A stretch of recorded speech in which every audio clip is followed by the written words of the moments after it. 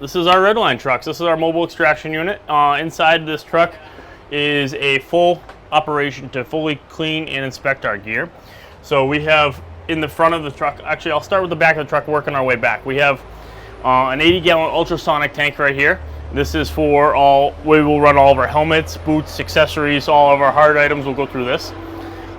Here we have 2 drying cabinets. This is for the outside, that's for the drying the outer liners and outer shells. Here we have our Decon 7 underneath in the tanks, which is what we use for prepping and pre-treating the gear.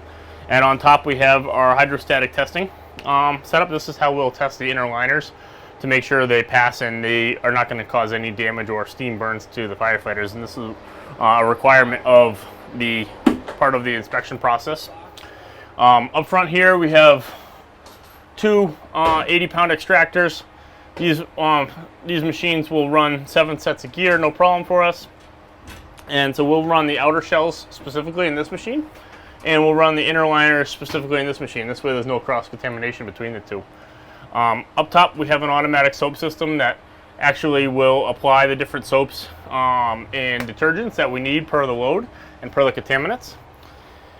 We have our heating and air conditioning system for the truck. We have a 110-pound tumble dryer that can dry all of our liners and gloves. This is a very big mechanical tumble dryer.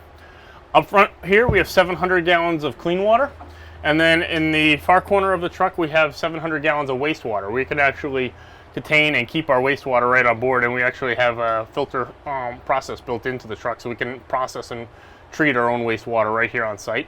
So we'll be able to take in our own clean water, store it in our waste tank, filter process it to the point where we can dump it in as clean water. So everything start to finish is about 2.5 hours for 7 sets of gear. That's cleaned, dried, inspected, folded, put back in service.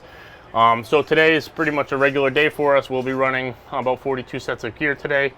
Throughout the whole process, you'll see how fluid of a system this truck works.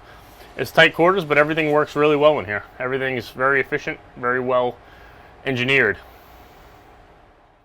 Now the machines are all set, ready to go. He's firing everything up there. He's got everything on the outside set, ready to go. Our wastewater will get put in our holding tank, and then it will get pumped up into our waste storage system on board here. So you can see here, this is kind of the brains and mechanics of it.